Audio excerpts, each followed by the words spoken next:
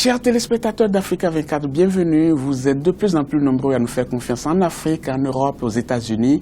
Merci de votre fidélité et de votre soutien. Aujourd'hui, dans cette émission, nous recevons une personnalité qui nous vient du Bénin, ancien coordonnateur du Millennium Challenge et Compte. Il est aujourd'hui candidat à l'élection présidentielle de son pays, le Bénin, bien entendu, Monsieur Simon Pierre Adovelandé. Merci d'avoir accepté notre invitation. Merci. On dit de vous que vous êtes le candidat pour le rayonnement international du Bénin. C'est cela, effectivement, ou bien vous avez un autre slogan d'accroche? Non, d'abord le courage d'une génération. Une génération qui veut apporter la rupture, une génération qui veut être le recours, une génération qui veut projeter le pays sur les 25-30 années à venir. Alors vous avez fait un rêve ou bien vous avez prémédité le fait de gouverner ce pays un jour? Sinon, quelles sont les vraies raisons de votre candidature? Les vraies raisons, j'ai passé toute ma carrière professionnelle au Bénin. Ça fait plus de 30 ans que je travaille sur le Bénin, sur les questions de développement. J'ai eu l'opportunité de travailler sur des axes économiques du pays où nous avons eu à travailler sur le diagnostic économique, les vrais défis et les vrais obstacles à la croissance de notre pays. Donc pendant 25 ans, j'ai eu le temps d'observer et d'étudier mon pays et d'imaginer des propositions, des solutions à partir des différents échecs. Et aujourd'hui, je vais apporter ces solutions sur lesquelles j'ai travaillé pendant plus de 25 ans aux défis actuels de mon pays. C'est en regardant la misère de vos compatriotes que vous vous êtes dit, attention, pourquoi ne pas prendre les rênes et leur proposer quelque chose de mieux? Ou bien vous vous êtes dit, bon, vous avez tout fait, il vous reste qu'une seule chose, diriger ce pays? C'est à partir du constat des défis actuels, mais également de l'état de pauvreté, de l'état de dénuement, dans un pays avec un potentiel énorme, avec des hommes de très grande qualité, mais avec un niveau de développement minable, alors qu'il y a des solutions appropriées. Donc selon vous, oui, il y a des ressources humaines, il y a du potentiel. De quoi manque-t-on? De vision, de projet, de stratégie? C'est d'abord la qualité du leadership. Nous avons des leaders qui pendant longtemps ont tellement les yeux rivés sur ce qu'ils n'ont pas et ils oublient de voir ce qu'ils ont. Pendant longtemps, nous recherchons le développement, les solutions en dehors de notre pays, sans voir le potentiel que nous avons. Je prends l'exemple des vallées, des différentes vallées du pays. Nous importons des produits vivriers, alors que nous avons des vallées qui dorment. C'est par rapport à cela que, pendant plus de 25 ans, nous avons, avec des amis, regardé ce que nous avons et voir comment le valoriser pour donner du plus à notre pays. Aujourd'hui, vous êtes candidat officiellement déclaré, contrairement à 2011 où vous avez fait ce que certains ont appelé un faux départ. Alors, qu'est-ce qui s'est passé? Sera-t-il candidat? Sera-t-il pas candidat? Ça a fait le tour et après, plus rien. En 2011, il y a eu un précédent, un événement malheureux en 2009, d'une affaire commerciale qui a été transformée en affaire pénale, qui nous a privés de liberté pendant 10 mois. Et heureusement qu'il y a encore la justice dans notre pays, la Cour suprême ayant autorisé la libération. Mais c'était en novembre. Nous étions déjà pratiquement à quelques mois des élections. En novembre 2010, les élections étaient en février 2011. Le temps perdu, la remobilisation de nos sympathisants qui étaient sur l'ensemble du territoire national. Pour la gouverne de nos téléspectateurs, c'est qu'on vous reprochait d'être impliqué dans des malversations au sein d'un groupe immobilier dont vous présidiez le conseil d'administration. C'est exactement cela. Exactement. Alors, cette affaire, qu'on le veuille ou non, c'est un fait aujourd'hui, même si ça relève du passé. Mais est-ce que ça n'a pas pris quelque chose sur votre honorabilité? Non. Au contraire, je remercie même ceux qui ont été à l'origine de ce coup. C'est un coup. C'est un coup.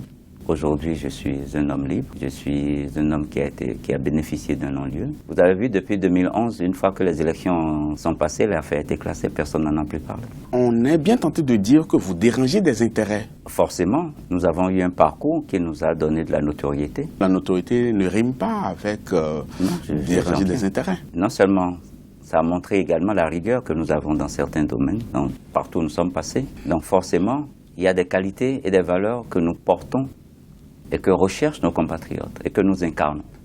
Et forcément, ceux qui n'ont pas ces valeurs et qui voient d'autres les porter et faire l'admiration, forcément tenteront de montrer. À qui faites-vous allusion? Vous savez, quand vous rentrez en politique, vous avez des adversaires politiques. Vous les connaissez? Sans citer de nom, parce qu'ils peuvent être nombreux. Alors, quels sont vos réels atouts pour cette élection présidentielle? D'abord, je connais mon pays, je suis béninois et je suis fier de l'être. Mais également, je connais tous les acteurs actuels du pays. Je n'y trouve encore aucun atout. Hein? Ouais, non. Je prends le décor. D'accord. À un niveau moindre, nous avons identifié des contraintes au développement de notre pays. Avec une équipe de nationaux, nous avons proposé des solutions qui ont marché. Nous avons travaillé à une échelle plus petite et nous voulons le porter à une échelle plus grande. Deuxièmement, nous avons un réseau sur le plan national de jeunes, d'adultes qui s'identifient aux valeurs que nous portons et qui se sont mobilisés sur l'ensemble du territoire national pour accompagner ce que nous voulons faire. Certains estiment qu'effectivement de réseau vous en avez, mais ce réseau il le place seulement sur le plan religieux.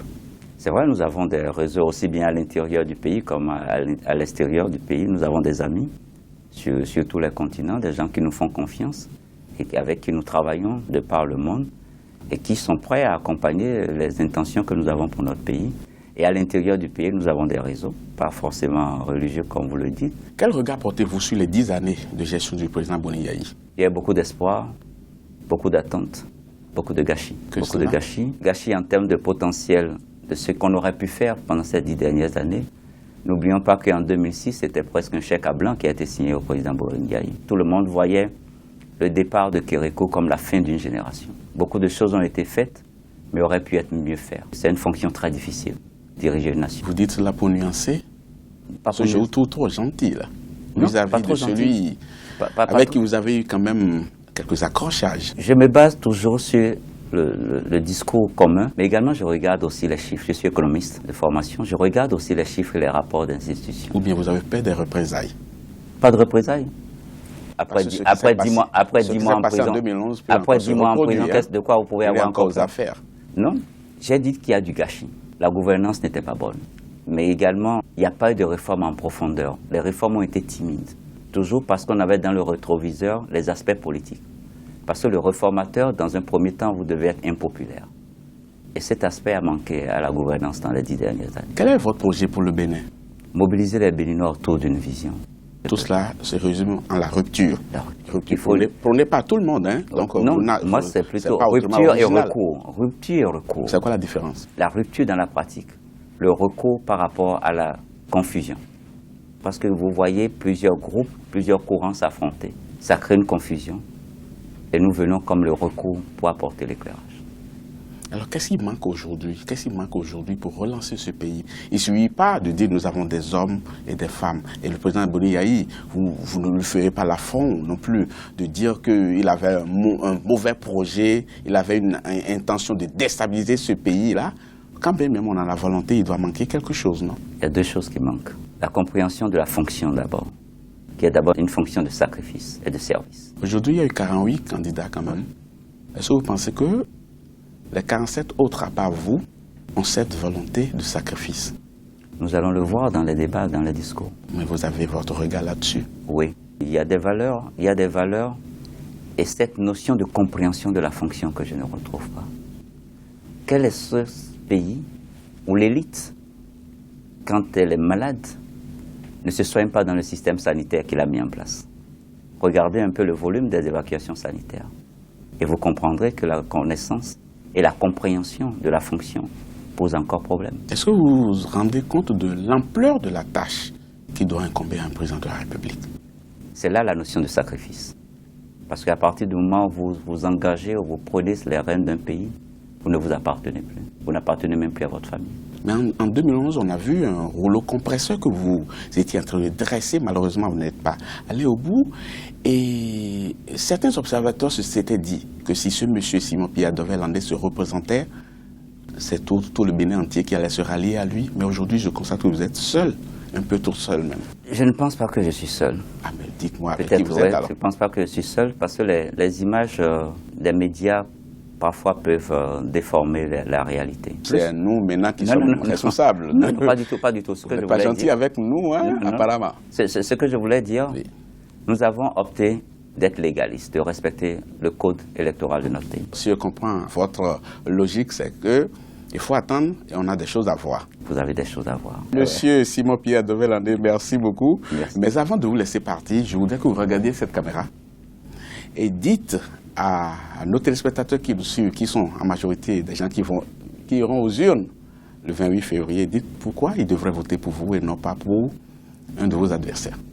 Je voudrais dire à mes compatriotes 40 secondes. de faire le choix qui les projette sur les 40 années à venir. Le choix qui ne fait pas seulement le lit d'aujourd'hui, mais le lit pour les futures générations, pour qu'ensemble, nous puissions bâtir notre nation, le Bénin. Merci beaucoup, le message, il est entendu, mais sera-t-il suivi? C'est tout à cette question-là que nous ne pouvons pas répondre, mais nous vous souhaitons du succès et de bonne chance pour la suite des événements, et puis nous serons à vos côtés, quand même, pour rendre compte de vos activités. À nos téléspectateurs et à ceux-là qui iront voter, j'espère qu'ils se retrouveront à travers votre projet de société. C'était un plaisir pour nous. Merci beaucoup. Merci pour cette opportunité. Chers téléspectateurs, c'était tout pour cette émission. Merci beaucoup. Je vous laisse en compagnie des programmes d'Africa 24. À très bientôt.